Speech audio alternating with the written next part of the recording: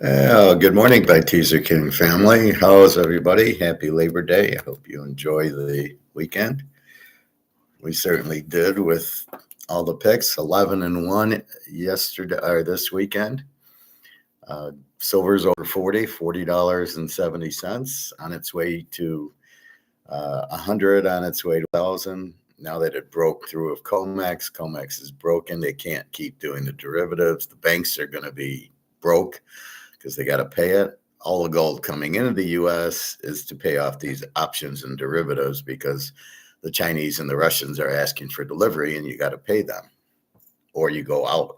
There's too much competition now with the physical markets in Russia, China, Hong Kong, Singapore, Dubai. You got to compete or you get off. Just like any other business, if you can't compete, you go out. So it was a great weekend for us. Let's go through the game, and then we'll review. Philly is your week 1 NFL free pick. Without Micah Parsons, Dallas will be demoralized.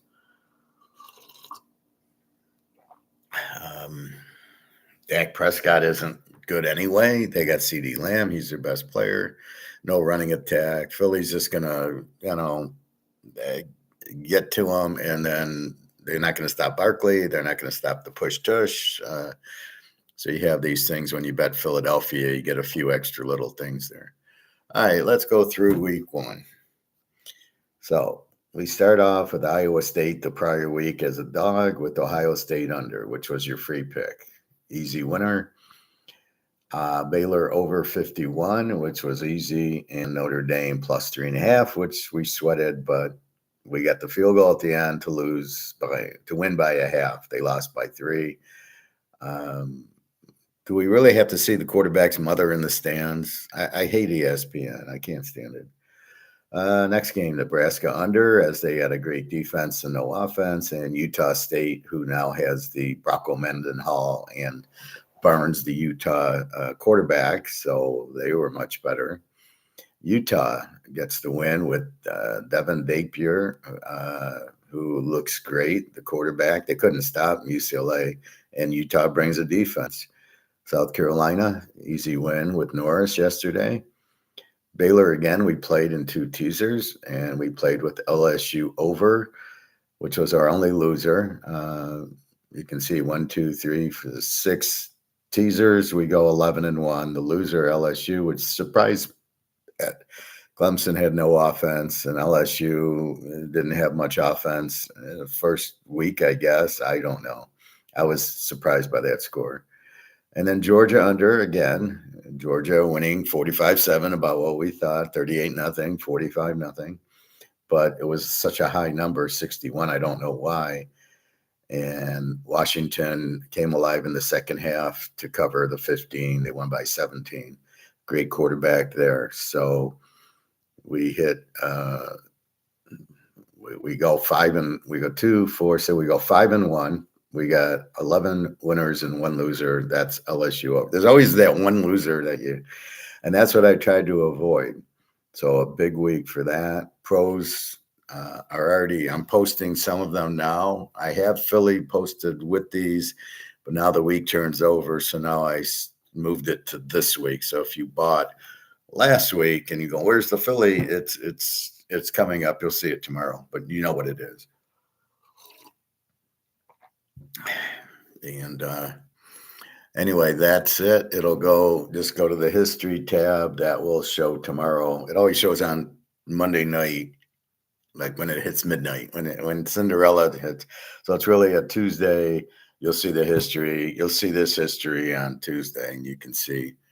So we had a pretty successful day, and you can see we ranked the teams. I didn't love Washington minus 15. Had it been under 10, it would have been a stronger play. Utah, South Carolina, again, I liked the game. I didn't love it, but, that came through. And LSU, I couldn't believe. I love the Baylor over. That was my favorite play this week, and you can see it. It's in 2 teasers. That's the theory of the teaser. You bet them. You find the game, you bet it twice, maybe three times because there was no way. I mean, that game ended 62, 38-24, and we only needed 51. Now, the big thing was Jackson Arnold from Oklahoma, not a really good quarterback, but a good runner. And so we bet him. Once I saw he was the quarterback, I knew Baylor threw for 400 yards, Robertson.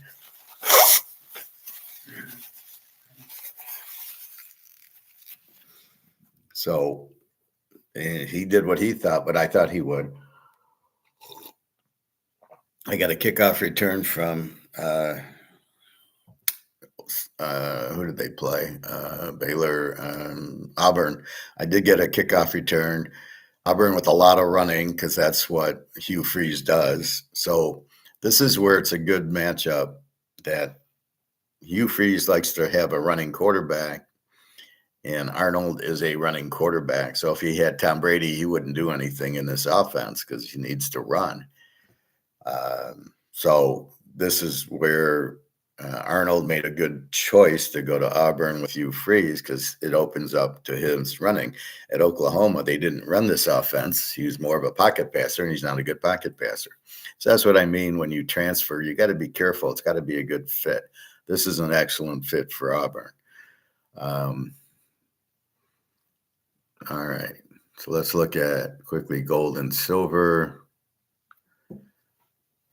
So as I said, silver $40.69, gold $34.75.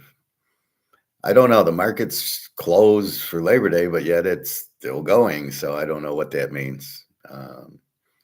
But we're seeing a healthy gold price. We're closing in on 3,500. It's not going to go back to 3,200 like it did last time. That was because of a holiday where it jumped way high because Europe and the U.S., I guess, were on holidays, so they couldn't do the derivatives. And then they came back, and it went from 35 down, and that's it. My D, she always knows when I'm on.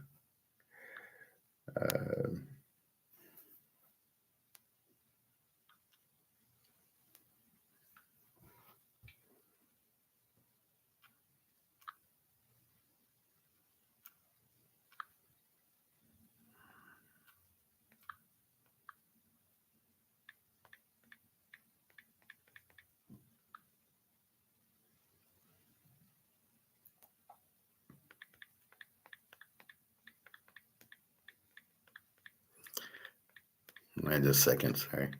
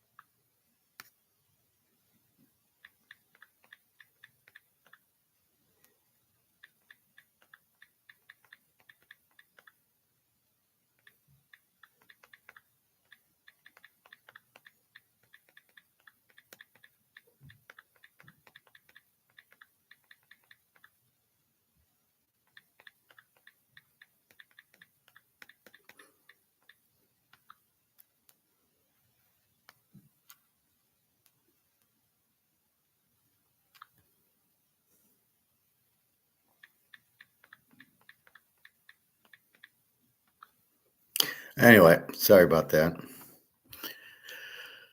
D's in Russia, so it's 4 o'clock.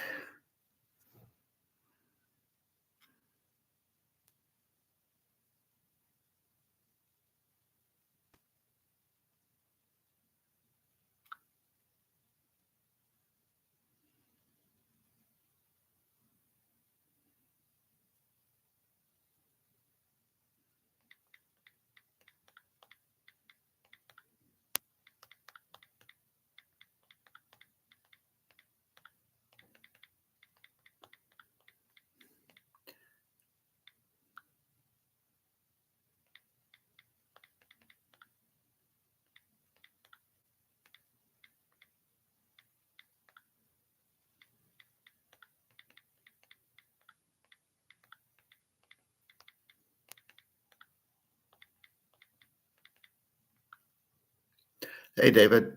All right. So good news for the gold and the silver, as I showed you. Now let's do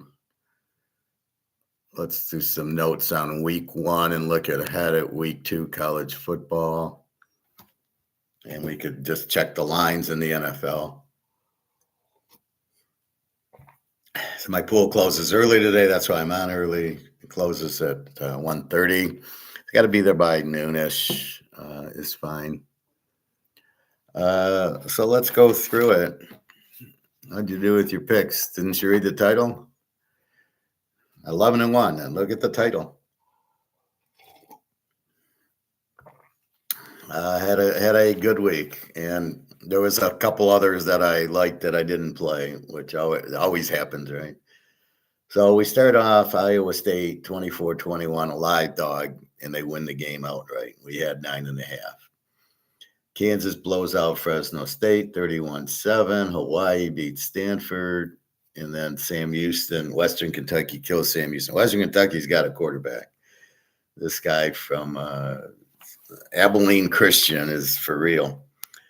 NC State beats East Carolina 24-17. Let's just go through the big games. Central Michigan in an upset beats San Jose State 16-14. Now, that was a thing with a new coach, first time he's ever coached. So let's quickly look at that. Central Michigan's first time ever coach wins.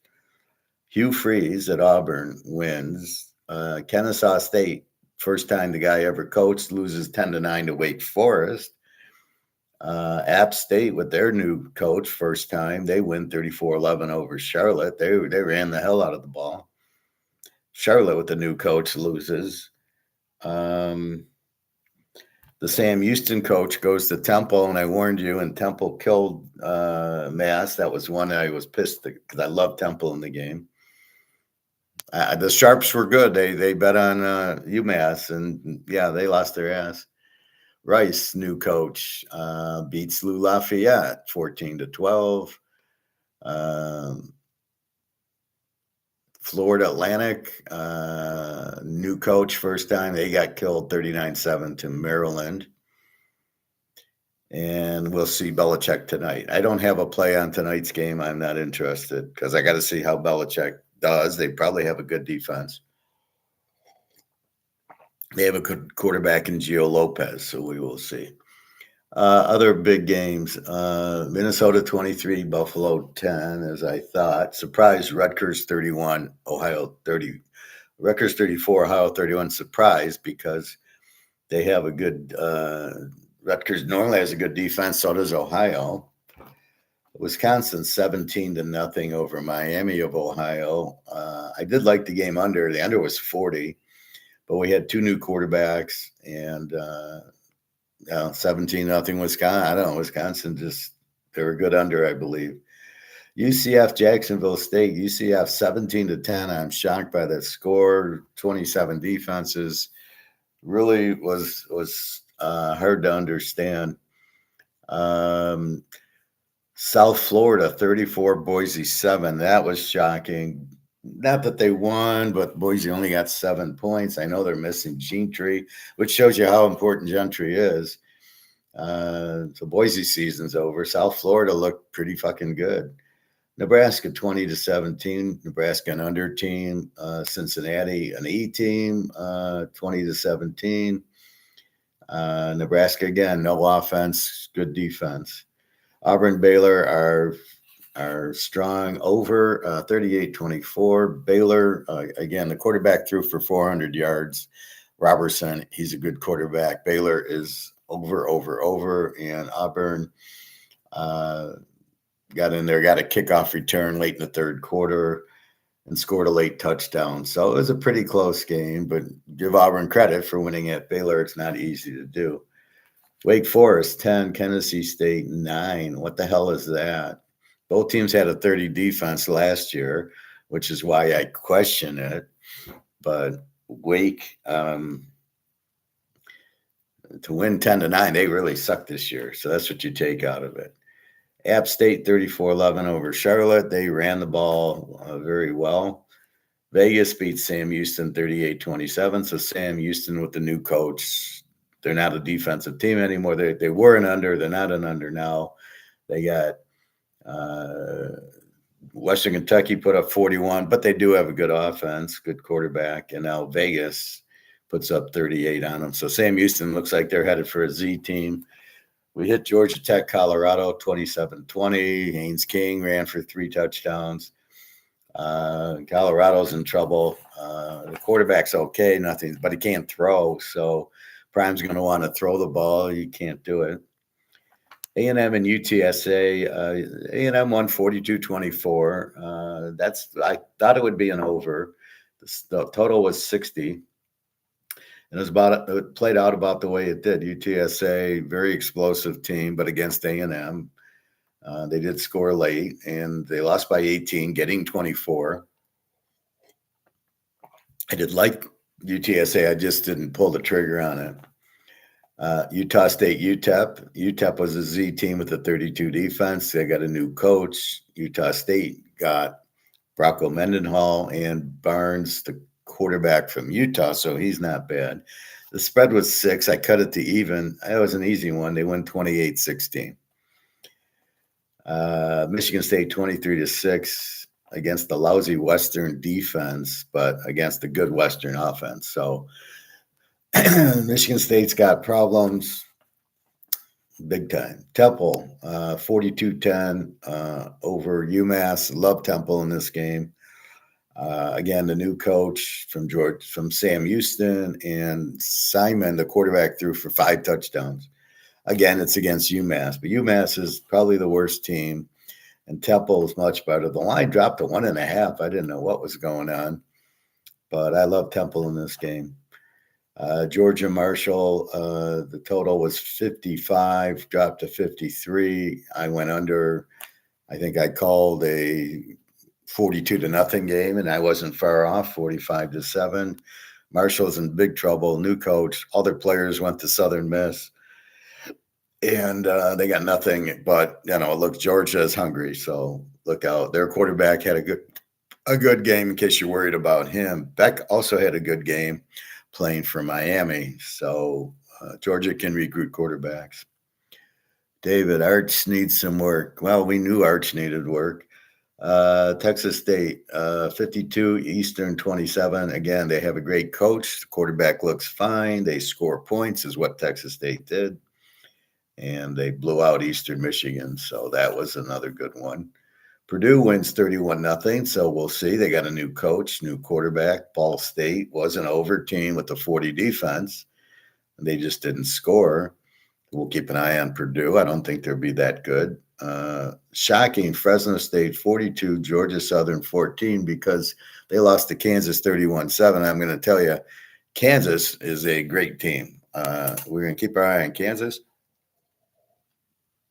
We'll go through the teams to watch, but so it's not that Fresno State was bad. They played a great Kansas team, and their quarterback's Jalen Daniels again.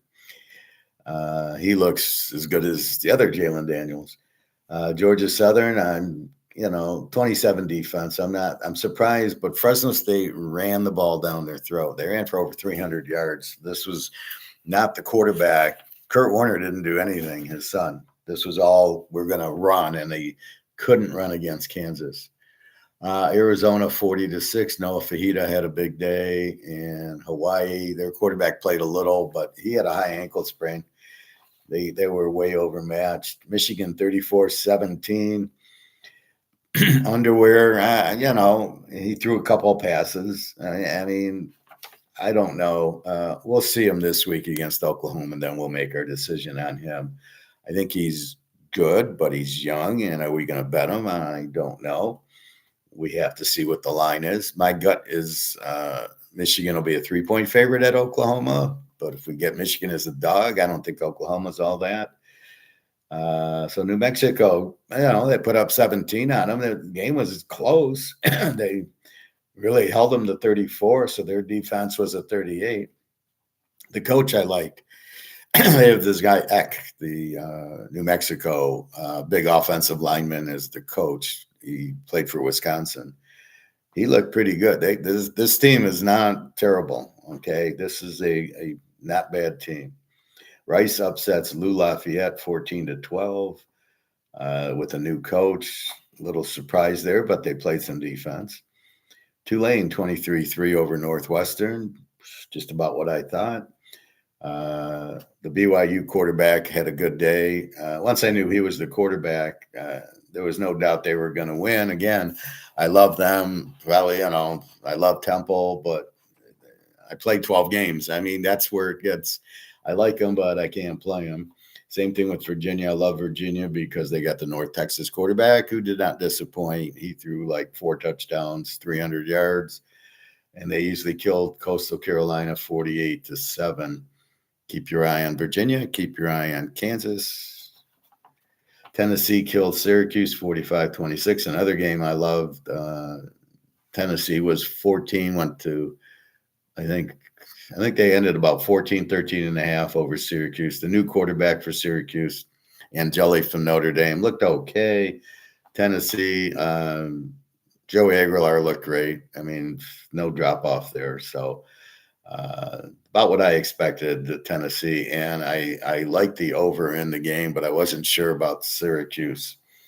But I knew Tennessee would win. But obviously, Tennessee doesn't have that killer defense they had last year. And that's really what I had to see. Ohio State 14-7. I can't make it any easier for you guys on the under there. 7-0 at the half, 7-7 late in the fourth quarter, or 14-0 late in the fourth quarter. Texas gets the gimme. Yeah, Arch Manning. Arch needs some work. He's not good. Okay. Joey Aguilar plays for Texas. They could win the game. They went for fourth down like 4 times. What is wrong with this coach? You had the ball at the goal line and you try Arch Manning. They try to push Tush that and they didn't push. He goes in the line. He loses 2 yards on that. You don't run at Ohio State like that. You don't make fourth downs on Ohio State. So some of his decisions were killers, and that's why they lost, going for the fourth down instead of playing ball position. You have a great defense. You play to your strength. You do not keep going on fourth downs with Arch Manning. Arch Manning's not good. He's not even a top 10 or top 20 quarterback in the country. I'll have Devin Dampier from Utah is 10 times better than Arch Manning. The kid the North Texas kid at Virginia is 10 times better than him. I can go through the list. Tulane's quarterback, Ratzliff, Underwear for Michigan, Fajita at Arizona, and you can go down to Baylor, Auburn with Arnold, Baylor with Sawyer Robinson, 20 times better than Arch Manning. So I don't know. I don't get the hype when it's not true, and that's what you don't fall for. You stay stoic. I'm a UConn fan. They won. UConn's pretty good. They got a good quarterback. They're not a Z team anymore. They're more of they're probably a very strong A team within who they play, right? If they start playing SEC teams, they're not going to win. But with their schedule, they're a very good team. They got a good quarterback. Hey, Nick. Everything's fine. Thank you very much. Big day yesterday, 11-1. Ohio State under 1, and the big game Baylor over 1. We hit Notre Dame last night, getting 3.5, and South Carolina with Norris. That was an easy one. Virginia Tech's nothing. Just going through the review now. Kentucky, and have a nice holiday. I hope everybody has a good holiday. Kentucky, Tennessee, Toledo. That was about what I thought. I thought Toledo would give them a game, 24-16 Kentucky. Their quarterback doesn't look that good, but what else is new? They play defense. LSU is my favorite play. Klubnik isn't good. Well, Klubnik's not bad. I mean, he did throw for 37 touchdowns, but that's not the game to play him in. Just like the Georgia game, they lost 33-3 last year, and then he played well in the ACC. So against weak teams, he's okay. But you put him in against Georgia and you put him in against Alabama, he ain't going to show up. Oregon, he won't show up. Ohio State, not a chance. But, it's all like the Detroit Tigers. When they play a good pitcher, they don't show up. They get shut out. When they play shit, they win, and then you never hear the end of it on the radio. Oh, look at the Tigers. They're the best team in the world. You just want to throw up. But, yeah, so Kentucky 24-16. Toledo's Toledo went to a Kentucky, and it was 24-6. They played them well. Maryland 39, Florida Atlantic 7, a new coach first time, and for him not to score against a weak Maryland defense, I don't know. Maryland's quarterback, their coach is an offensive coach, so that's what you expect. My Washington came through. It was 14 all at a half. I'm going, shit, I'm laying 15 points. I'm a dead man, and I look and I wake up, it's 38-21. They win by 17. The kid had a big day, the quarterback. He's a sophomore.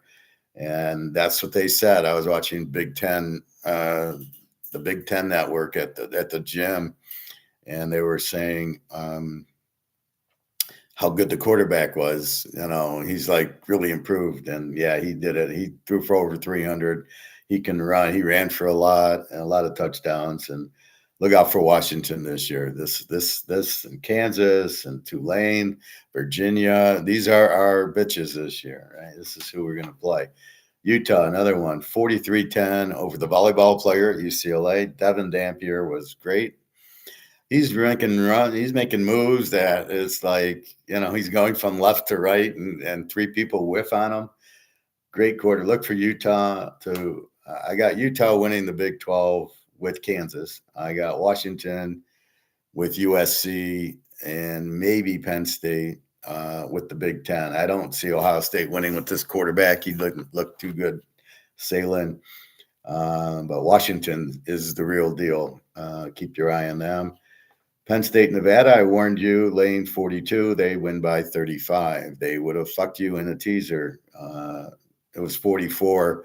So you needed 36, 37. They only won by 35. Nevada scored late, 46-11, but that counts.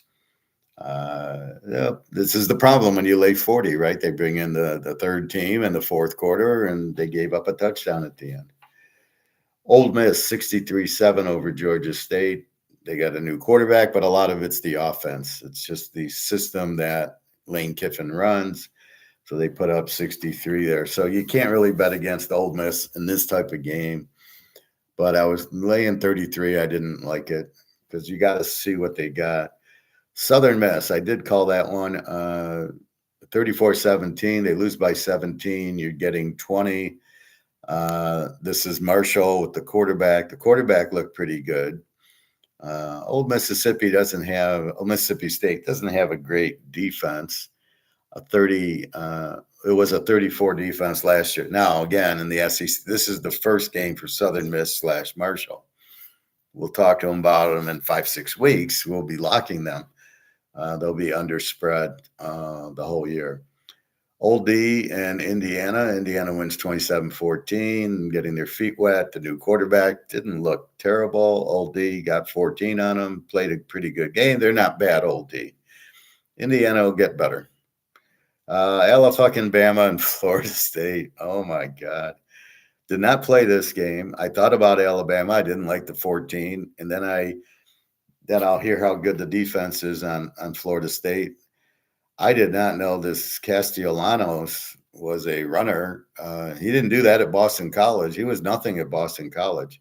And see, the trouble with these running quarterbacks, I'm looking at the touchdown to interception ratio. And like Devin Dampier, they're going to run all over the place. And that's the part you've got to realize, wait a minute, he's a dual threat. So he's going to score with his legs, just like Norris at South Carolina. And that's what you got in Florida State. They could go undefeated if this guy runs like he did there and doesn't turn it over. Their defense was good. Alabama's got serious. Their quarterback sucks. Again, the Boer is not getting quarterbacks.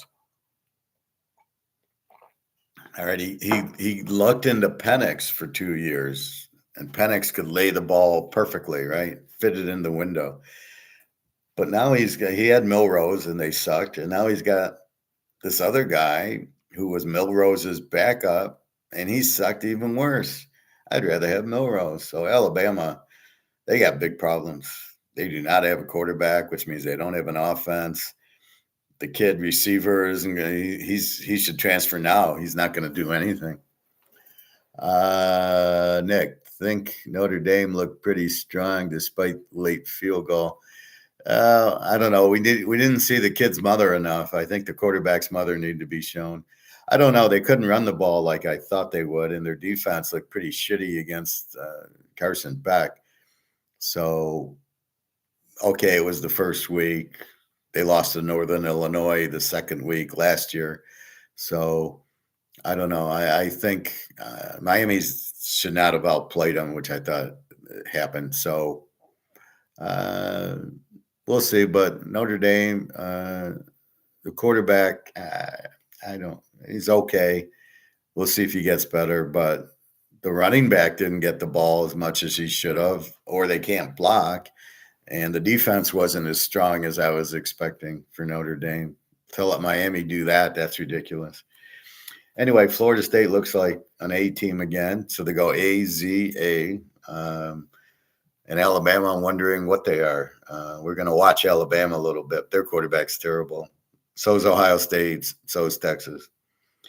LSU, Clemson, LSU 17-10. A little surprised by the score being so low. My only loser, I had over 50 or 51, I think.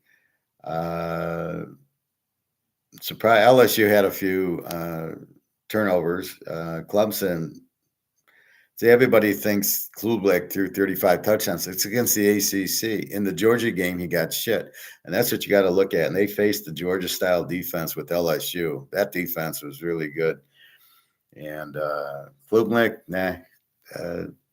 Again, he's not that strong in these type of games. He's strong. If they're playing Pittsburgh, he'll show up. He plays, Virginia Tech, he'll show up, but not in the big games. He's not a big boy. California shocks Oregon State 34-15. I like Justin Wilcox, the coach. Malik Murphy played but didn't do shit. It's got to take him a little bit to get going, but he was really good. He got beat out by Ewers at Texas, so he went to Duke and threw for 28 touchdowns at Duke. And why he left Duke? Because he's an idiot. Now he's at Oregon State and scratching his head going, why did I leave Duke? South Carolina 24-11 over Virginia Tech. Norris is Norris. Very good team. Notre Dame, Miami 27-24. A little surprised there. I thought Notre Dame would win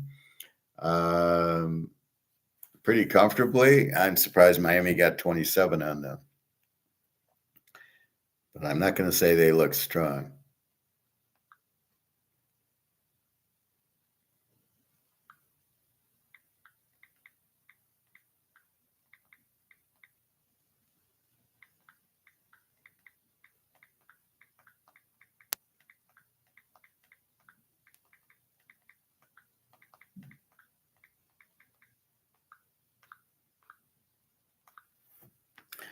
All right.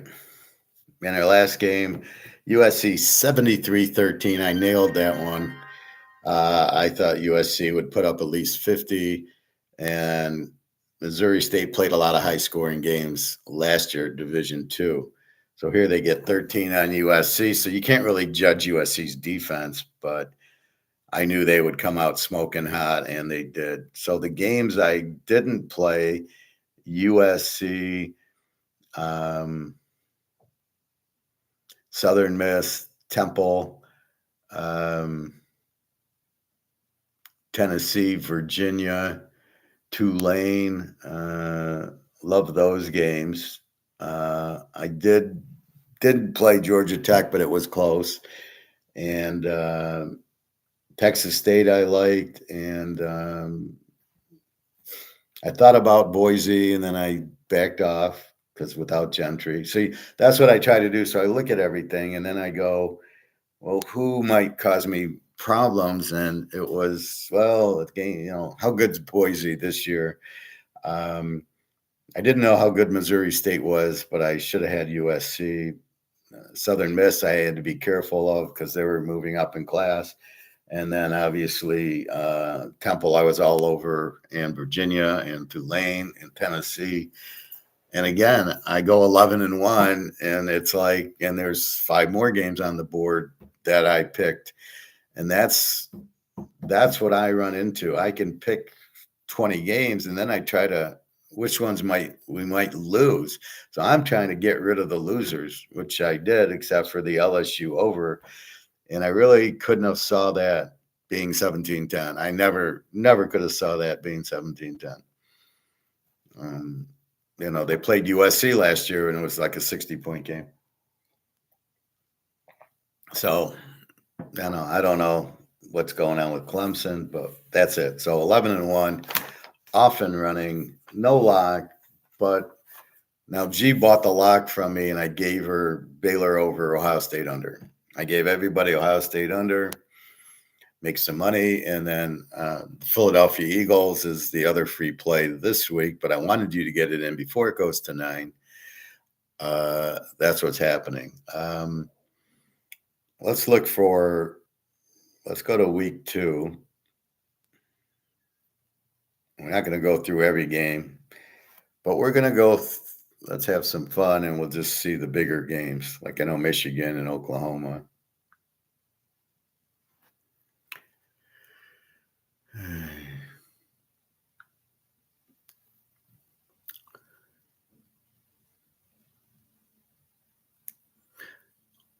See, Nick, if Notre Dame was strong, they wouldn't have given up the field goal. And I don't know, did they get any turnovers? But again, it's week 1, and it was at Miami, and it's warm, and the heat and everything. And they had a new quarterback who I wasn't really that impressed with, or his mother.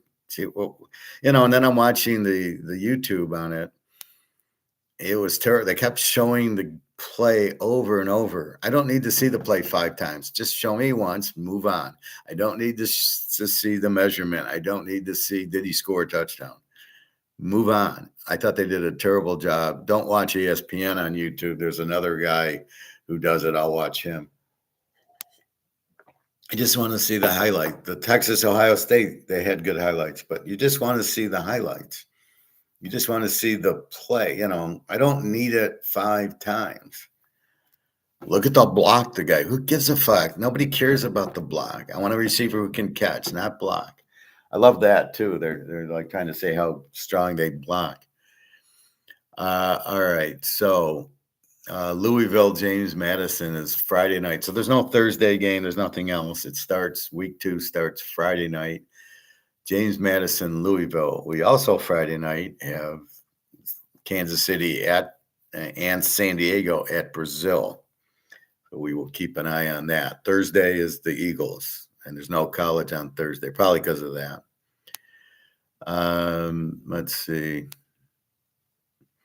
Boise gets Eastern Washington. So, the first 2 weeks are a real pain in the ass because you got to know, did they play Division II teams or high school teams? And if they did, then you kind of don't count it, especially if they win 60-0. Now, Mississippi, they did play a Division I, Florida International or Florida Atlantic. They played Georgia State. So that you count. But when a team beats somebody 60-0 and it's a Division II, you got to kind of throw it out. So it really is frustrating for me trying to rank the teams. Kent State, Texas Tech, 48 points. Kent State's a Z team. Texas, San Jose State, Texas off the loss, 36.5. And I'm scratching my head with this line. How is it 36? And where's Texas going to score 36.5 points? They don't have a quarterback. San Jose State, not a bad team. Yes, they lost to Central Michigan, which is crazy, but I don't know. I would never touch this game over or 36.5, maybe the total, but not the 36.5. Baylor, SMU, good game. SMU 3-65. And that's about right. Penn State 42 again to Florida International, and the Florida Internationals, who did they play?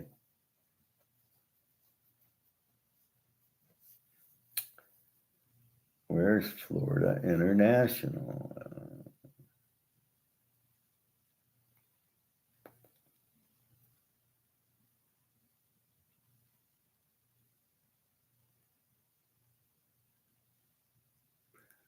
I don't know, I think they maybe played a Division II team. I don't see them. Penn State again laying 42. And again, it'll be 40-7. I mean, at the C. Iowa State, there you go. Iowa State 341.5. I wanted Iowa State to be the dog, but the game is in Iowa State. This is always a close game. They play every year. Iowa State won last year on I think a field goal at the end with no time remaining.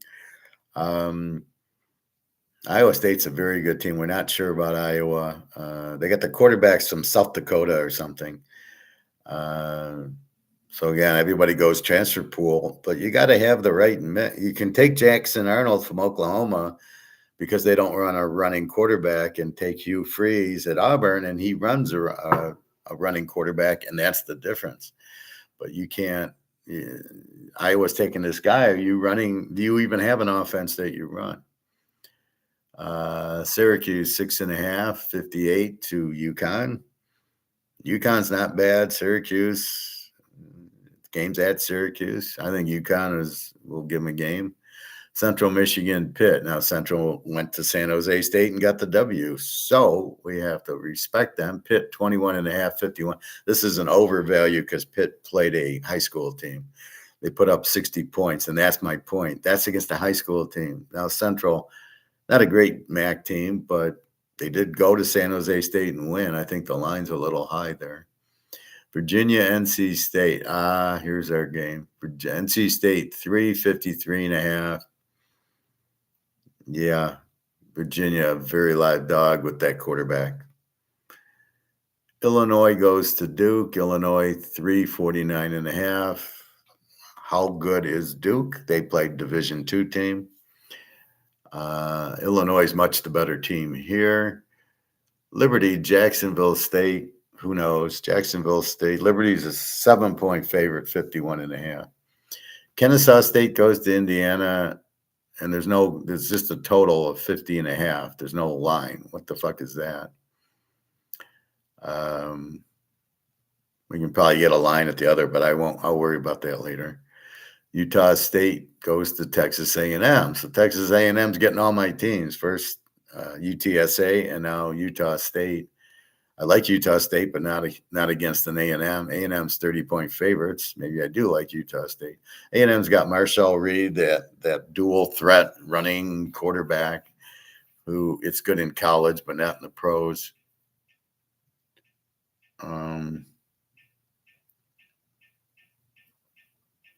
What the fuck that is? Utah State, I don't know if they can give them a game, but I don't think they're going to lose by 40. Temple gets Howard. We can't do anything with. Navy gets UAB. Navy had a big win against nobody, 21.5, 58.5 for Navy.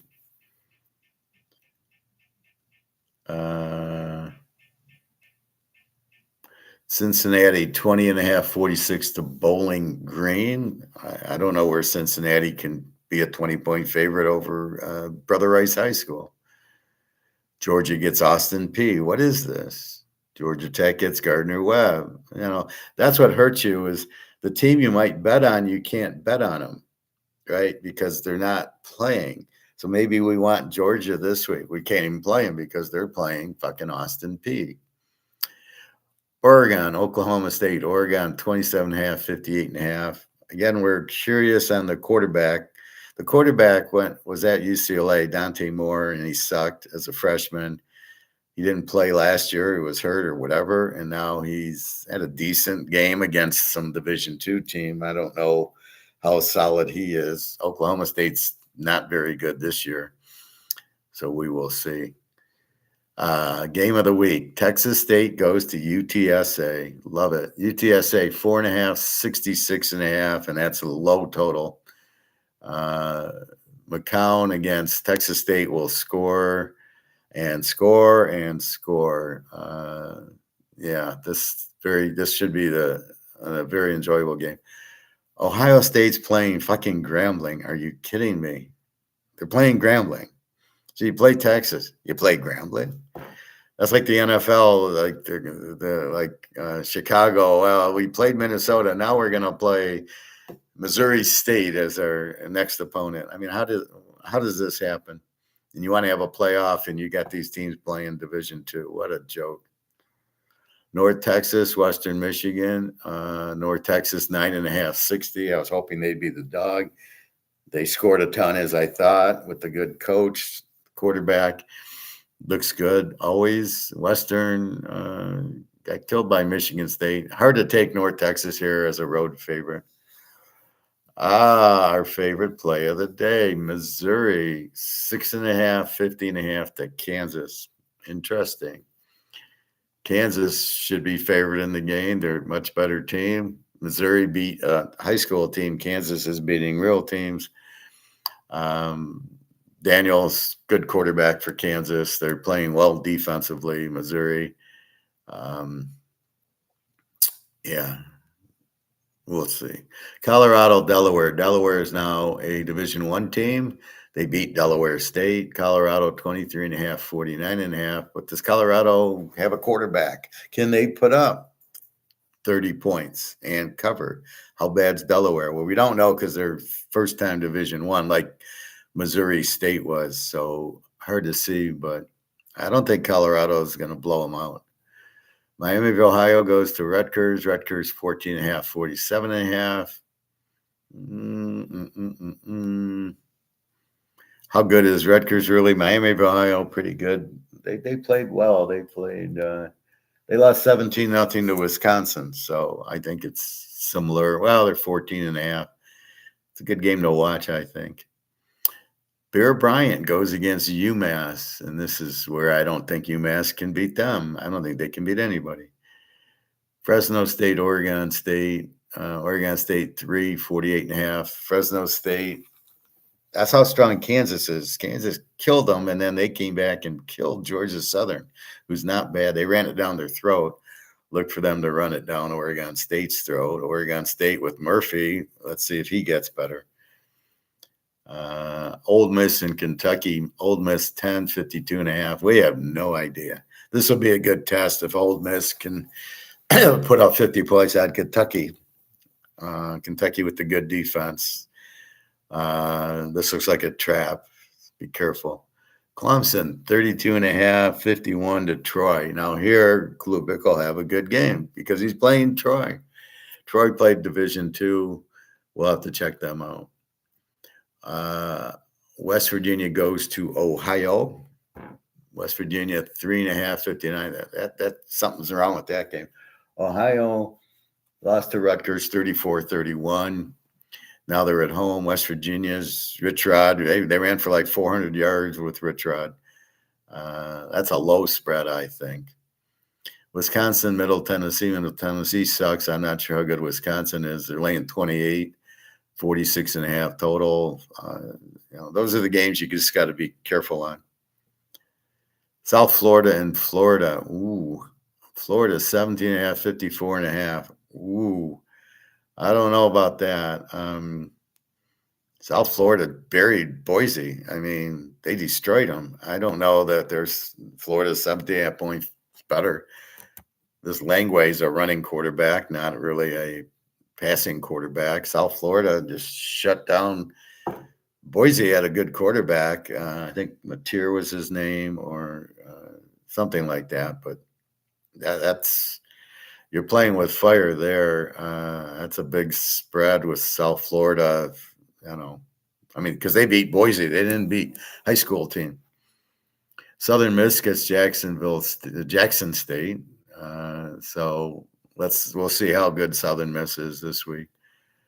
Arkansas State. Now, Arkansas State is Sun Belt, so they are Division I. Arkansas 22.5, 64.5. Green had a good game at quarterback for Arkansas. Arkansas State didn't play anybody. Division II. Don't know. Marshall gets Missouri State. Marshall is a 10-point favorite, 56.5.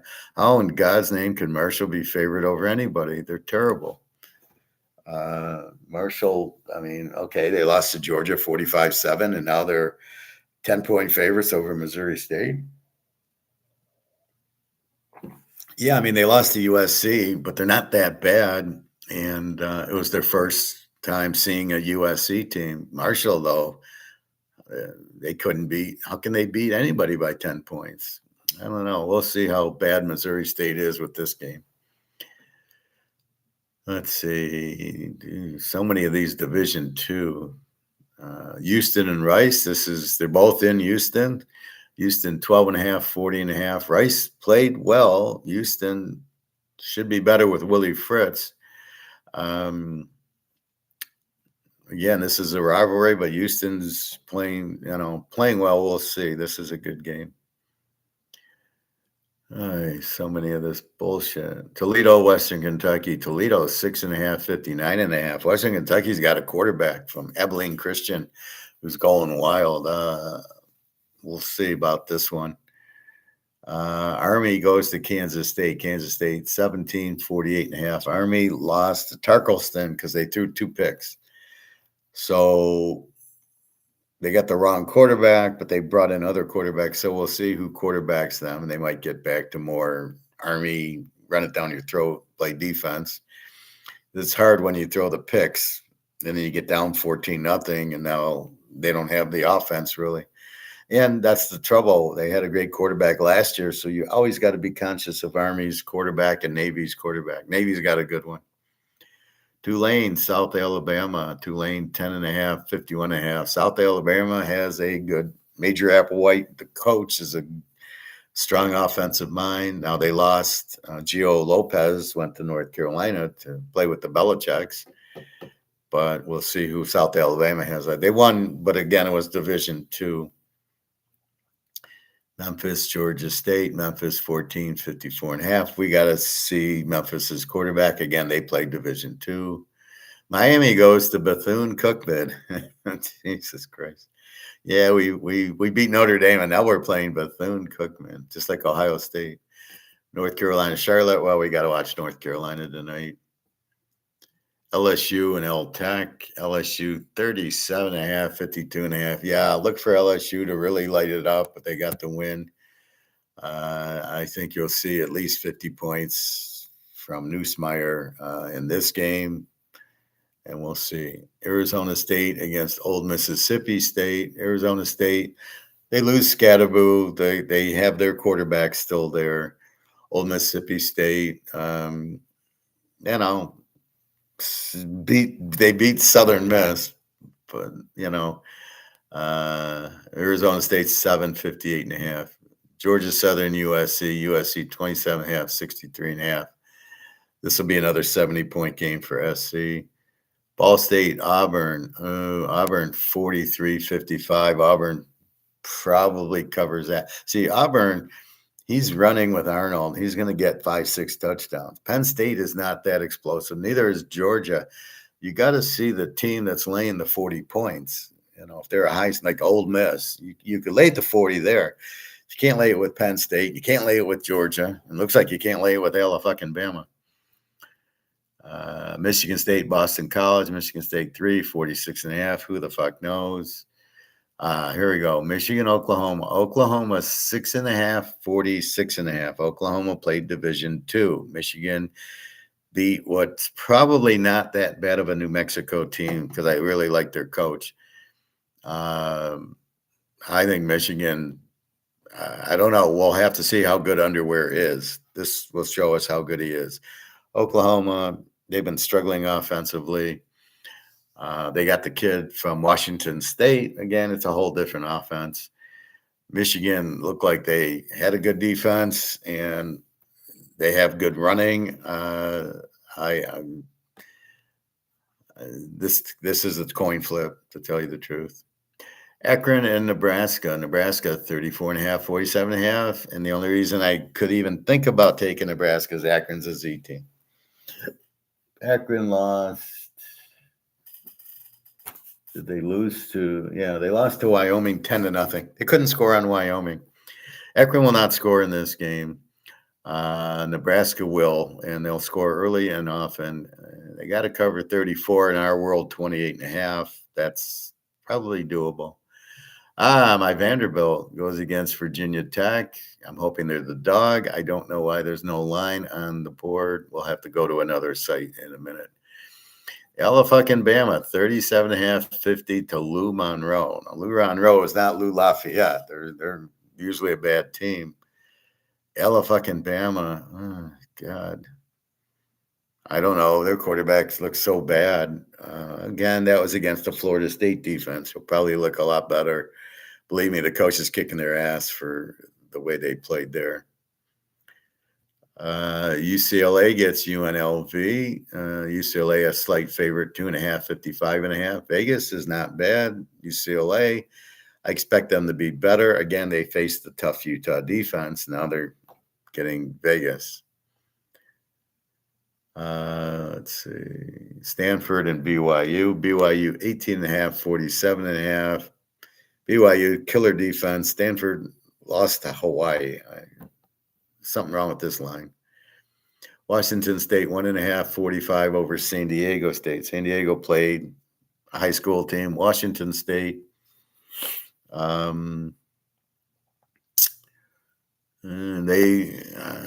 think they lost or they played a high school team. I don't know. This will be a good test to see who's what. Washington, unfortunately, gets UC Davis, so we can't bet them. And Sam Houston goes to Hawaii.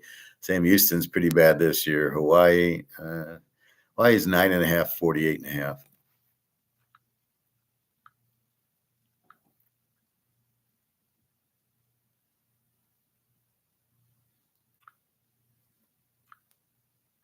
Okay, so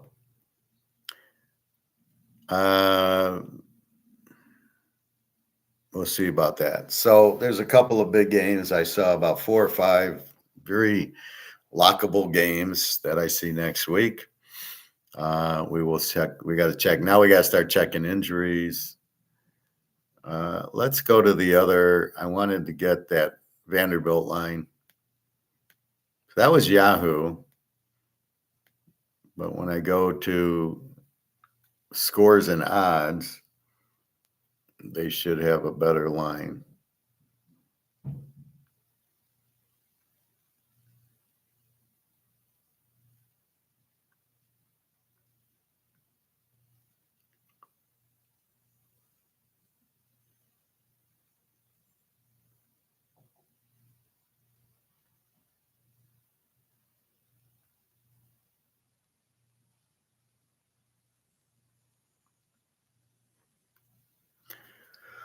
So we're looking, there's a few.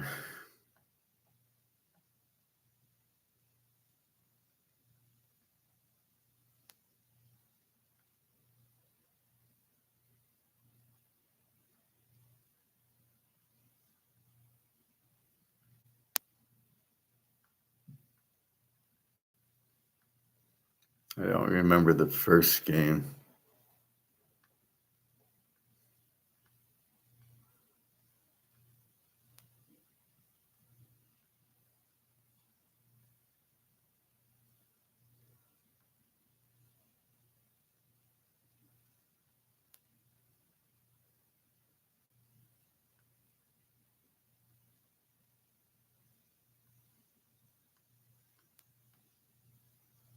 Here it is. Virginia Tech 2.5 and no total against Vanderbilt. So there must be an injury or something. We'll see. I didn't watch the South Carolina Virginia Tech game, so maybe the Virginia Tech quarterback got hurt, but Virginia Tech's a 2.5 here. I think that's it. I think that's the one we wanted to see. Now, what I tend to do is if I see a game that I really like, but I'm afraid of the line moving, I will bet it and put it in today or tomorrow. And then I email my buyers that I put this pick in, hurry up and bet it. Usually I do that with totals. when Washington State 1.5, 45.5 to San Diego State. I don't think we had that. So usually it's like a total. It's a 70-point total, or it's a 65, and I want to bet it over, and I want to bet it before it goes to 70, so I put it in right away. And I'll always check injuries first. Are the quarterbacks playing? And hopefully some defensive guys are hurt. And then I'll put it in because I know I'm betting it over.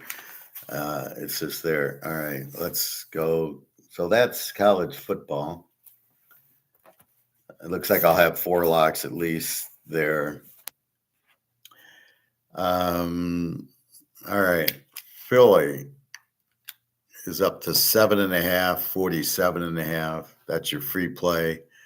Strictly because you don't have Micah Parsons on Dallas. They couldn't get any better. So what are they? How are they? They weren't going to beat them before. Now how are they going to beat them? Kansas. Let's see if there's any 2.5s on Kansas City. Kansas City 3, 3, 3, 3, 3.5, 3, 3, 3, 3. So they're all 3s. And that's why, like Notre Dame yesterday, you can see how important it was to get the 3.5. And that's what it is with KC here against San Diego. Total 45.5. This will be interesting. Again, Herbert hasn't played in preseason, a huge mistake. If you think practice is all you need, I bring up the golf story because I can go practice golf all I want, but it's standing at a driving range hitting 50 balls one at a time. That's not how you golf, though. You hit your driver, and then 10 minutes later, you're hitting your 6-iron, hopefully on the green. And if you miss, then you got a chip, and then you got a putt. And then maybe the next hole is a par 3. You're not using your driver again. But on the driving range, you did it. Well, you're not ready to play unless you play. You're not ready to play poker. You can play poker on the machines. It's not the same as trying to read a guy on the table. You cannot get ready for football if you're not playing a game. So Mahomes did play a little bit, but not as much as he normally does. I thought that was a mistake. Steelers, I saw 2.5 against the JETSs. Yeah, 2.5, 3, 3, 2.5, a lot of 2.5s here. So the Steelers 2.5, 38.5 to the JETSs. We got Indy a 0.5 point. Let's see if there's any more points than that. Yeah, Indy 1, Indy 1.5, Indy 1.5. A lot of Indy 1.5s. So why do they give us the half? With Daniel Jones, you can't bet on Daniel Jones. You bet on Tagliavua. Jacksonville 3, 46.5 to Carolina. Let's see what I got. Indy 1.5, 2.5, 7. Jacksonville 3, 46.5. So this has been moving 2, 2.5. We'll go to 3. Washington 6, 45.5, down from 7. Total stayed. Daniels against Russell Wilson, a real good matchup. Cincinnati 5.5, 47.5. Wow, this line moved up from 44.5 to 47.5. Yeah, Will Hutchinson play for Cincinnati, or Hendrickson.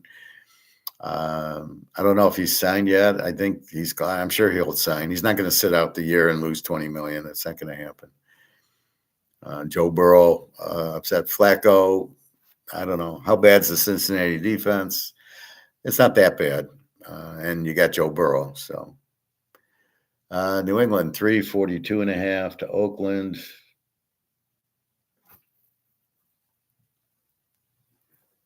That line hasn't moved. Arizona 6.5, 42.5. I don't know why everybody's on Arizona. Kyler Murray's nothing. 642.5, 6.5, 42. They're not that strong, and they're on the road. New Orleans still has Kamara and Olave, and the new guy they drafted, and the defense. The coach sucks. Oh no, now they got Kellen Moore. Spencer Rattler's terrible. I don't know why could possibly be even on the team. He's just cheap, I guess. And then you have the other quarterback. Tyler Shaw's not ready. He's a rookie. He wasn't ready at Louisville. Hayner's the best, but I don't know if he's hurt or if they don't like him or what. But he's the winner. He's the guy you need to play. Tampa 2.5, 46.5 against Atlanta. So what I know is what Evans is out for Tampa, I believe. Denver 7.5, 41.5 against Tennessee, and there's no fucking way that Cam Ward's going to be any good. We know Bo Nix is good, and you're really betting Sean Payton here, or you're betting the game's in Mile High, which has always been a tough place.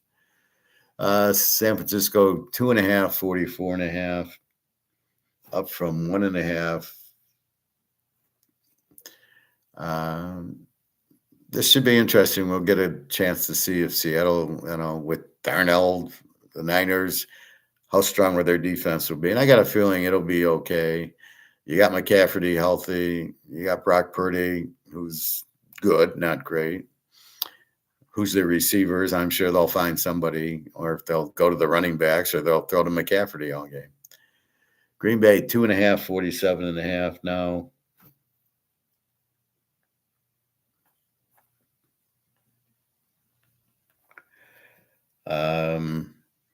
Detroit refuses to play in the preseason and thinks they're just going to turn it on week one. They're in for a rude awakening. Green Bay, Micah Parsons, and the line dropped down from 49.5 to 47.5. That's a bit strange.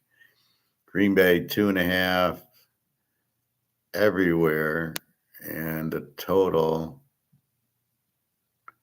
47, 47.5, 46.5.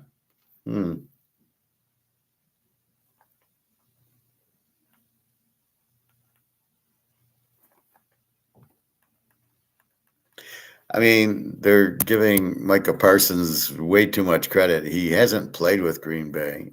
Is he going to play the whole game? Is he even in shape to play the whole game? He's just been standing there in practice. So you kind of, I think it's a little over. Detroit, I think they'll score, and I don't think they have a defense, and I don't know what Green Bay is going to do. Jordan Love, he's way overrated. The Rams, 2.5, 43.5.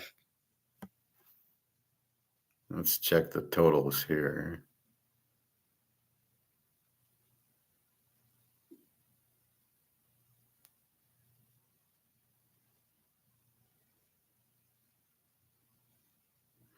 Uh, 44.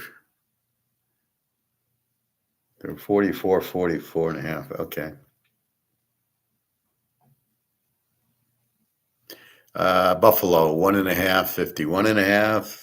To Baltimore, the game of the week. And the Vikings are now 1.5, 43.5. Let's check the total here. I really don't see Caleb doing anything this year. I just don't think he understands to be a quarterback. Oh, I can look at film. Oh, that'll be nice. 43.5. Yeah, 43.5. Okay. But I'm not buying JJ McCarthy. Now, if he shows me against the Bears what he does, okay, but I'm not buying. I don't smell what he's cooking.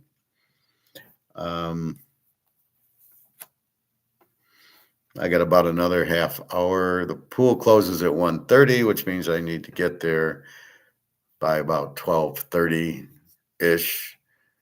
But I'll probably get there about 12:15. So we're at till about 2022. So I played Philadelphia minus the one without, you know, you look at the other hand um without without Micah Parsons, you can't say Dallas is the same team, but yet the line only moved from 7 to 7.5. I think you can still get 7. So the line barely moved and Micah Parsons didn't play. Were they anticipating him not to play?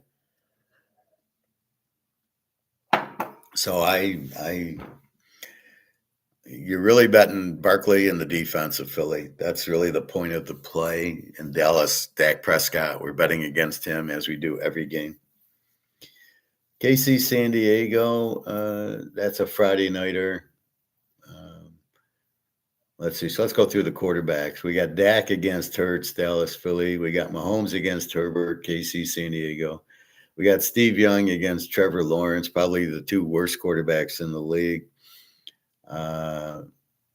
In Carolina, Jacksonville. We got Russell Wilson against Daniels. Very good matchup. Scatterboo, I'm interested to see how he'll play. We got Aaron Rodgers against Justin Fields in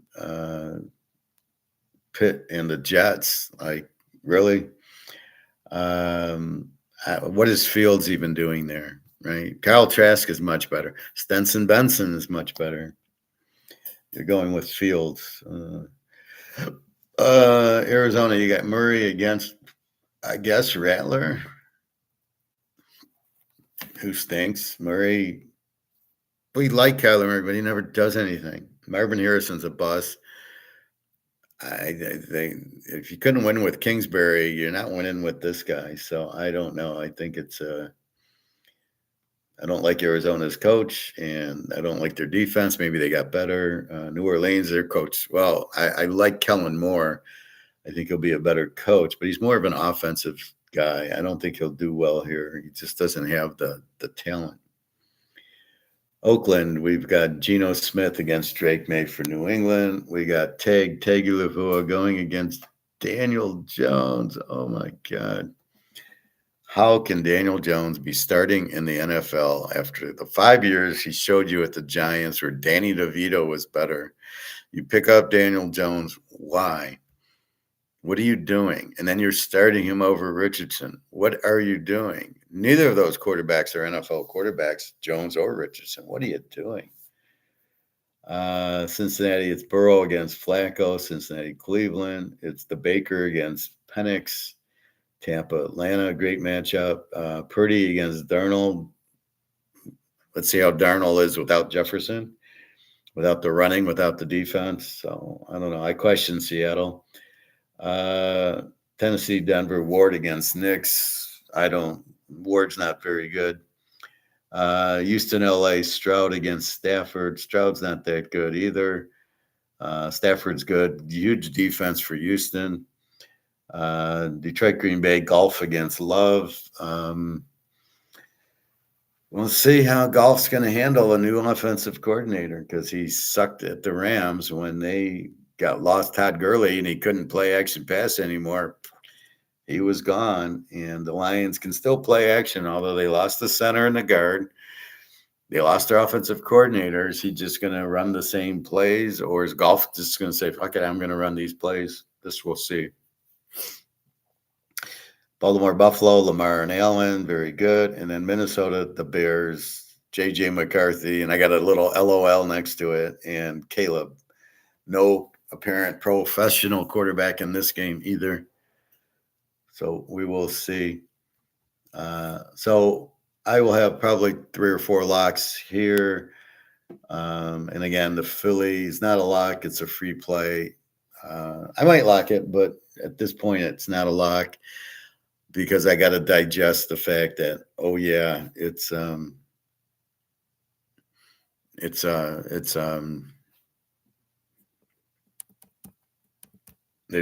I haven't digested Micah Parsons not being there.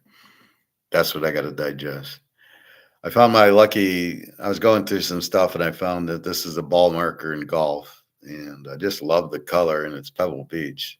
So this is our good luck charm. It worked yesterday with the games.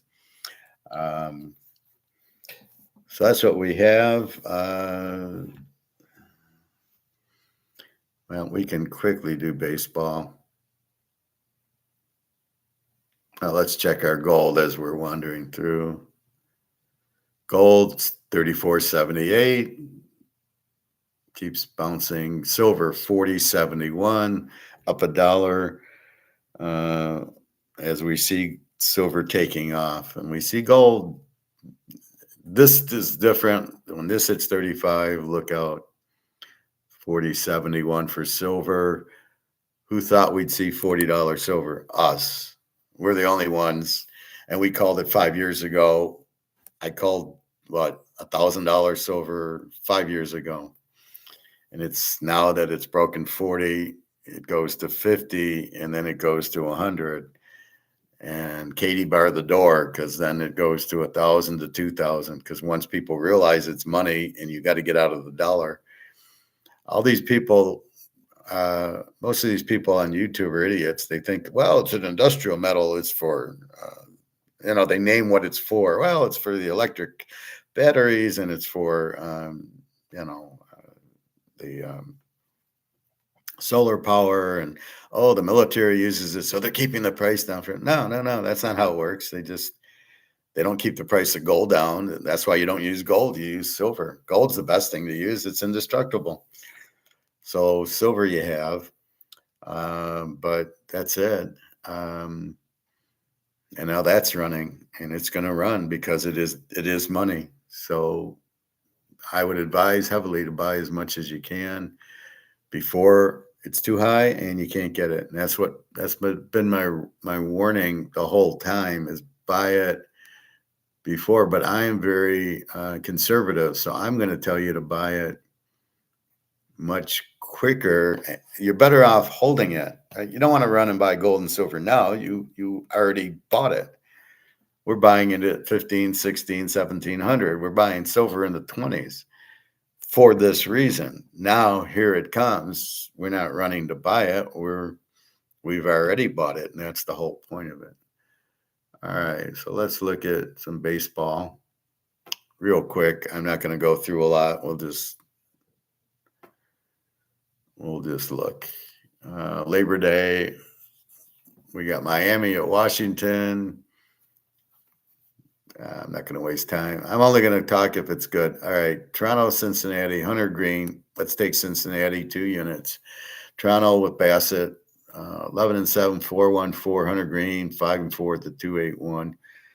I'd go under, but it's 7.5. So let's go Cincinnati at home. The Mets play Detroit. Sean Manaea, 1-2 with the 5-0-1 against Charlie Morton, 9-10 with the 5-2-5. Now you got to be careful of the Tigers' steal signs at home. So they're 80-58. The Mets are 73. Manaea, I don't know. You can't trust Detroit. They can't hit. And the Mets, I don't know. So I'm gonna watch this game. But Manaea 1-2 with the 5-0. I can't be excited. Morton stinks. Cleveland, Boston 150-8. Parker Messick 1-0 with a .66. Brian Bello 10-6. 299. I like Boston in this game. 2 units. California, Houston. UC Kikuchi for California, 6-9 with a 3.68. Luis Garcia, 0-0 with an 0. Oh, I can't bet those. The White Sox mini 190-9. Aaron Chevalier, 3.5 with 5.26. Bailey Ober, 4-7 with the 5.14. You never know what you get with Bailey. No, thank you. Oakland at St. Louis. St. Louis 147.5. Luis Morales 2-0 119. Sonny Gray 12-7 419. Maybe that's a hard one. Maybe take Oakland. Atlanta and the Cubs. The Cubbies 125.7. Spencer Strider 5-12 with a 4.95. Colin Ray 10-6. Used to be a 2.0 pitcher, is now a 4.2 pitcher. So he's been going south for a while. Lay away from that. 49ers at Colorado. Kwang Tang 1-3 with an 8.78 for the Niners. Colorado Chase Dolander 2-11 6.55. It's hard to go over with the Niners, but I think we can go over in this game. Over 11.5. It's hard. Philly, Milwaukee. What a beautiful series this is. Milwaukee 150-9. Taiwan Walker 4-7, 363. Jacob Mizorowski 4-2 with the 4.33. Let's go over 9 in this game. Philly can hit. Carl Schwerberg. Baltimore, San Diego. San Diego 167.5. Kyle Badish 0-1 with the 3. Dylan Cease 6-11 with the 4.82. Let's go San Diego and Dylan Cease. He's been pitching pretty well lately. Seattle, Tampa. Seattle 110, 8.5. Luis Castillo 8-7, 375.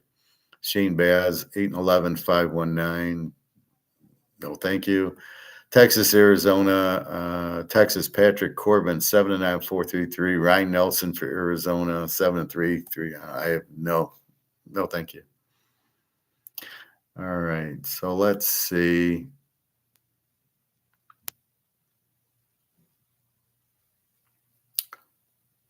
Let's see.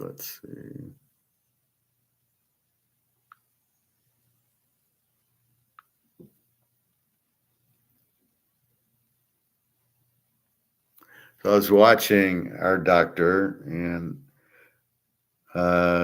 eat this as soon as, so there's some plants that you can eat that'll get rid of diabetes, or just stop eating sugar and you'll get rid of diabetes. I haven't watched this fully, but that's there. I was watching Rome's money collapse, but we already know what that is. They took the gold and silver out of their coins. So it's not a big thing. They inflated. This is a really good one. Teori, the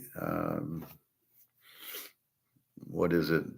Vecino Casto, whatever the African country, Burkina Faso. And he arrested all the mining CEOs. This is an excellent one. He went right in and they were stealing. They were not reporting the gold that they had mined and didn't pay taxes on it. And he had all the records. And he basically put them all in jail, like 8 or 9 billionaires who run these gold mining companies. So be careful with the gold. Now, the gold out is fine, but the gold mining companies, you want to trust those. I wouldn't trust them at all. So people with the gold mining and silver mining stocks, you better be careful. They're very crooked. They're taking all the kickbacks. That's why the price hasn't risen, because they're getting kickbacks to keep the price low. Terrible. But he put him in jail. I loved it. He just put him in jail. All these billionaires, and they're in jail for life, like 10 of them who run these mining companies. Egon, do I have time? Yeah, let's watch Egon. I think that's always a good watch.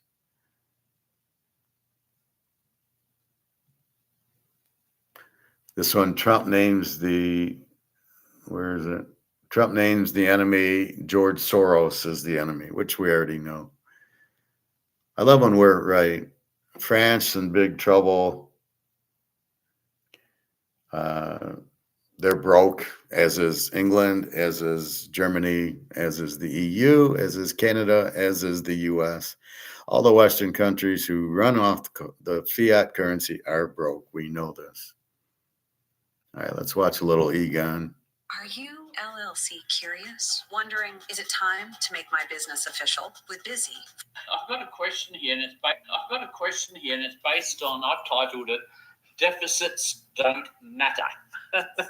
So here we go.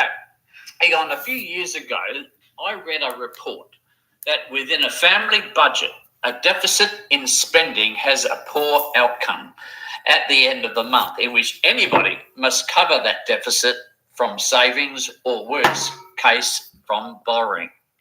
The report went on to say that a government deficit does not apply to this principle. I totally disagree. And the proof is the United States has 37 trillion in government borrowings. The United States government have a feature called the printing press, and the Congress believes that's the answer. What do you believe, and what is the answer to this massive problem of government deficits all around the world? Well, for anyone born even in almost the last 50 years, it looks like it's worked since Nixon closed the gold window, 15th of August, 1971. Debts have gone up exponentially, beginning more slowly, but still fast. And then, and you know, this is Hemingway's way saying how you go bankrupt first, gradually, and then suddenly. And we are now into the suddenly period. And but during the whole of this period since 71, I mean, that is all based on debt. The whole consumer markets in the Western world, it's all debt based. So therefore, young generation today and politicians, they know nothing else. They believe it works, and it does work apparently, because people have gone from having a very modest living standard now to having at least 2 cars, if not more, and they're having all the gadgets, televisions, and iPhones and iPads or whatever they have. So, and then you have unlimited choice in the shops of fashion or food or whatever you want to buy, and every other shop, wherever you go now, you know, whether it's in city centers or it's at airports or whatever, you know, every other shop is a food shop. So people are eating and eating and eating and drinking, and you know, we're all getting fatter on top of that. So it's unhealthy also. So the print, you know, it looks like it works, the printing press, but what people don't realize is that the end of an era takes longer than you think, because you were talking about sometimes very big cycles. And this world has skillfully, that we have lived in now for the last number of decades, and that this world has experienced that we've had an illusory increase in the standard of living, which is not based on actually the increase in real wealth. It's only increase in debt. But people don't quite see the difference. People don't understand that, you know, when I was young, you know, it was something special if you could buy a car in those days. And I didn't have my family didn't have a television till I was 16 or something. And we weren't poor. We had a good standard of living, but it's just that, and of course the housewife always was a housewife, looked after the children. And now 2 people work and borrow more and more money and more debts. You know, how husband and wife works. They can't make ends meet, so they have to just borrow more. But they demand all of these things, or traveling, all the gear that you need to have, etc., etc. So it's a very sick world now, and unethical, with just based on the golden calf, that is on money and material things. And that will come to an end also, of course, with the rest. And people don't realize that these debt bubbles grow, which it has done. And central banks have been very clever. As I said, since 2007, 8, I thought it would collapse then, and we were minutes or hours away from collapsing. But a massive central bank package from around the world postponed the real disaster again. So 2007-9 became a rehearsal, and we're still waiting for the real disaster to come. And I think is going to happen in the next few years, and we are there. And people will realize that the printing press actually is only printing worthless pieces of paper that have no value. Monopoly money. And therefore, you cannot build a world on illusory money and massive debt that no one will ever repay. So it's so clear. It's just has been so fascinating to watch how long that lasted, and that it was possible to actually extend it to the period that central banks have done. You know, gold is telling us the story. Gold is telling us that this money is becoming more and more worthless. and therefore gold is just reflecting that the purchasing power is collapsing faster than ever now. And at some point, you take the U.S. debt, you take U.S. Property debt, for example, you take U.S.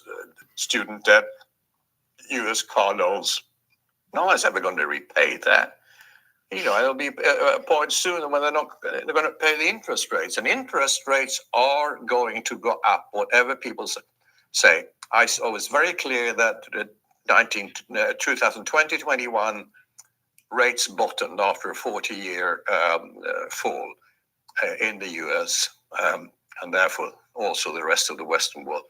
Rates bottomed, and rates are not, the Fed is not going to be in control anymore of rates. Trump is ridiculous in trying to put pressure on Powell to reduce rates. Sure, he might put in a new head of the central bank of the Fed in America, Trump, and he will lower rates by a quarter of a point for a while. But let's face it, the US needs to issue trillions and trillions of dollars every year. There's no buyer of these treasury bonds except for the Fed itself. So the government issues the bonds and the Fed has to buy the bonds. This is my new video researcher. It's an AI agent that automatically sends me a daily briefing of top tech. Issues the bonds and the Fed has to buy the bonds. What do you think will happen to interest rates then? They're not going to go down. You cannot create unlimited debt at low or zero rates. It doesn't work. So we are going to see much higher interest rates in the US and therefore in the rest of the world, combined with higher inflation. And of course, no borrower anywhere in the world can afford these higher interest rates. So therefore, you will see defaults in the banks and eventually by governments also. But of course, governments never default. They just print more money. But that money that they print is worthless. So that is a way of default also.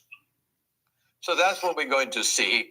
I've learned one thing, that things take longer than you believe, and it's not enough that you see it and you see the risk. But if you are at the end of an era, the end of an era doesn't happen overnight, but it is happening in front of our eyes now, and it's going to be extremely interesting, as I said before, from an intellectual point of view to watch this. But from a human point of view, it will be horrible because there won't be any pensions. There won't be any social security. There'll be a lack of food. And people will not be able to afford their housing with mortgages up to 90, 100% and interest rates at probably, at least 15% or maybe more, maybe 20. I mean, I paid 21% on my first mortgage in England in 1973. And we managed it. I didn't have a high income and a good income, a high. So, who can pay 21% today? Nobody. No one. That's what we're going to see.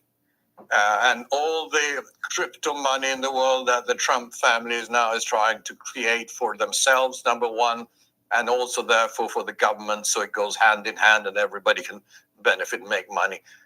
Let's face it, crypto is fiat money. It's electronic money, and it has zero intrinsic value. It's not going to save the world, just like paper money isn't. Even that's the intention of Trump and his family and his government. So sadly, yes, we are going to an end of another era, and it's not going to be easy for the world. No. Interesting you brought up crypto, because I was talking to a friend of mine who has bought all three, real estate and gold, silver and cryptocurrencies. The least would be of the three would be gold and silver, but he's a really nice friend, and he for the first time tried to talk me into looking at buying some crypto. I won't tell you which one, but everybody probably knows. But I thought to myself, well, I don't believe the crypto story, 100. I don't own any crypto. And the bottom line here is the way I fathom the whole thing out is that if you buy a Bitcoin, you're paying $114,000 for it, which is a lot of money, but it's not a lot of money when it comes to the printing press. My feeling would be 114,000, and you divide that by $100 notes. probably takes the printing press about 15 seconds to print off. But if you have a look at that amount of gold, right, it takes a lot of manual hours to dig it out of the ground, and that's why gold and silver is worth something, because there's a lot of labor. No, it isn't. The guy misses the point on that. Gold's worth something because it's limited. It's got nothing to do with it came out of the ground or they printed it or they made it. It's because the demand for gold and it's limited is why gold has a value, and silver, not because it comes out of the ground and they got to make it. That's just wrong. But I do agree with him on the crypto. It's not real. The fact that if it came out of the ground or not, or you printed it off the press, you don't even do that with crypto. It's nothing. It's electronic. So at least with the dollar, they're actually having to physically print it, right? They print this. It's worthless. Crypto is backed by dollars, so it's worthless. So yeah, I agree with them there about the crypto, but I don't agree with them gold has a value because it comes out of the ground. What the hell difference does it make where it comes from? The fact is it's limited and you can't make it. You can't produce it. It has to be dug up the ground and you turn it into gold bars and coins. And that's the only way gold has a value, because of demand. That's how the markets work. That goes into it. But a printing press that can print off $114,000 it's immaterial. It was nothing. So yeah, I don't have a lot of time for crypto. It certainly hasn't got any history, and it's got a long way to go. 15 years. This. 15 years. Yeah, I said 15 years. 15 years. But I prefer the 5,000 years. Yeah, you're absolutely right. No, we call gold nature's money. It's the only money that nature has created, and silver to some extent, and therefore it's the only money that has lasted. All man-made money has gone to zero without fail. Just think about that. So when people who think that crypto or Bitcoin is going to take over the monetary world, as you rightly said, let's wait 5,000 years to see where Bitcoin is then. Yeah, exactly. And that's why, of course, you and we have advised investors. We've done it for now 25 years to buy gold, keep it safely, either in if they have small amounts themselves, or otherwise with people like yourselves or ourselves in safe vaults around the world. And that it is the best form of wealth preservation you can have. And actually one of the few forms also, because, the property values will collapse, in my view, in real terms. Stock value is the same. Bond value is the same. And a lot of bonds will become worthless because there'll be massive defaults. So, and the banking system will not survive in its present form. It's very clear too. So where can you safely put your money? Well, you can put it in land. Well, if you already own land free and clear, that's fine. That's very good. It's always been good throughout history.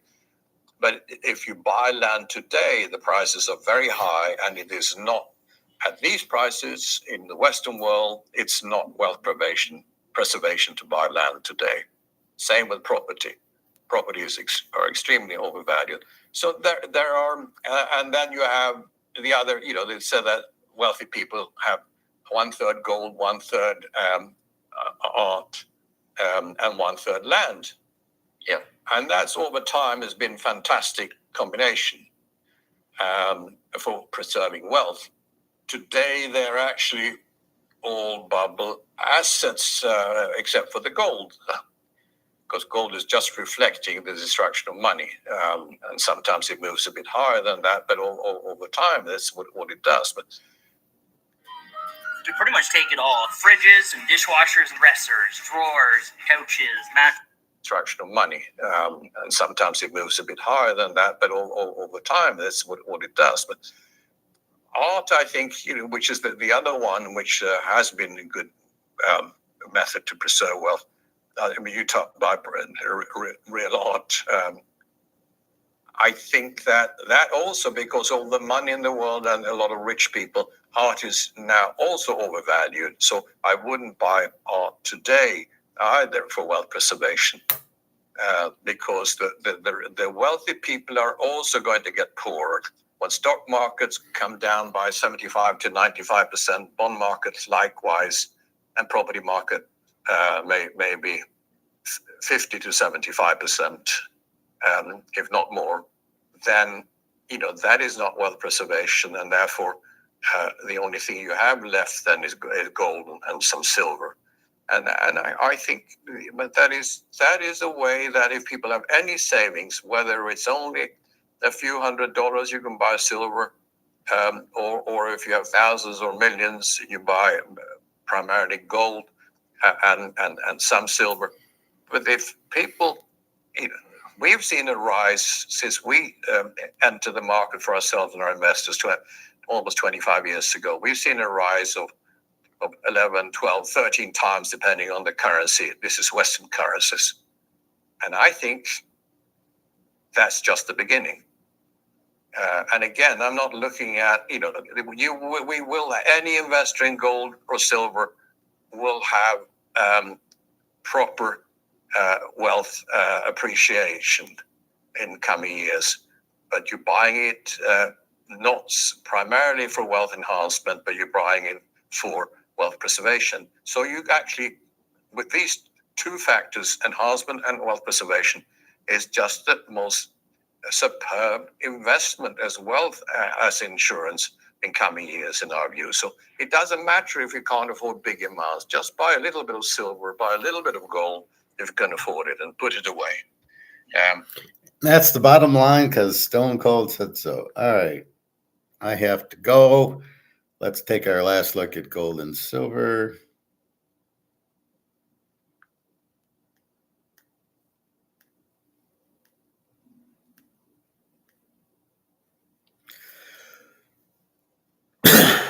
Gold 34.75, silver 40.68. Not sure how long that will go, but that's good, and that's good. So we're having a big day there. So anyway, that's about it.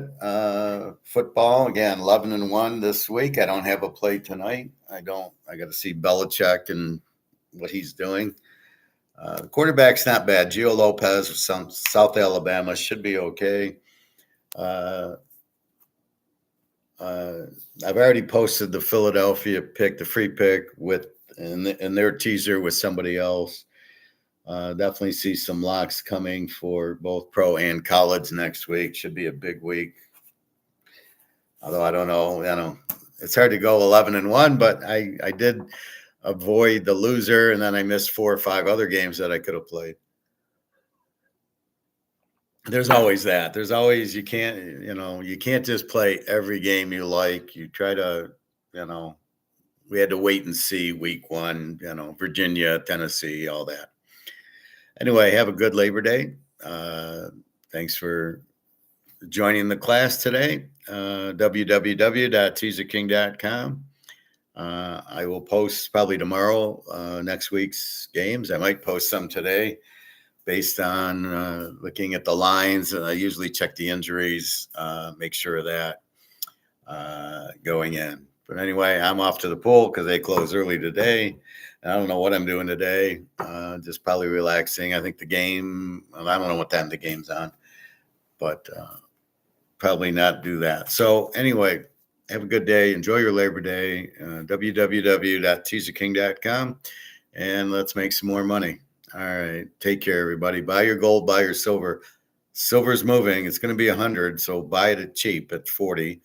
And gold's running to 5,000-10,000. So it'll go to 5 and then it'll go to 10. So if you can get it. If you can't afford the ounces, just buy a quarter ounce, cost you about $1,000, and a tenth of an ounce cost you about 400. So I highly recommend just accumulating what you can afford, and it'll be worth 10 times what you're paying for it now. So just buy, don't ask questions. Go to a reputable store that it's real gold. And if you don't know the store, have them prove it to you. Take it to a machine. You bring a magnet. If it sticks, it's not real. If it doesn't stick, there's a chance it's real. So if it does stick, just walk away. But if it doesn't, and then he can take it to a machine and say, look, see, it's okay. Then can you trust them? But normally try to buy the countries, the American, the eagle or the buffalo, the maple leaf, the cougaran, the Britain has one, Australia has a kangaroo, the Philharmonic that we all like, and of course the cougaran. So if you're getting those, and just make sure they're gold, that's what I would stick with. Anything else, I'd be careful with. And make sure it says 999, 1 ounce gold, or half ounce gold, or 1 ounce silver. And be careful on eBay. I see this silver going for $25. I'm like, silver is $40 an ounce. You're selling it for 25. I know some are China and some are Serbia, and I don't know if they're fucking around with us or they just need the money and they're selling it. But it makes no sense to sell it at 25 when you could sell it for 40. So just be aware of those scams. All right, I am off. Have a wonderful day. www.teaserking.com, and I will talk to you tomorrow. All right, take care, everybody.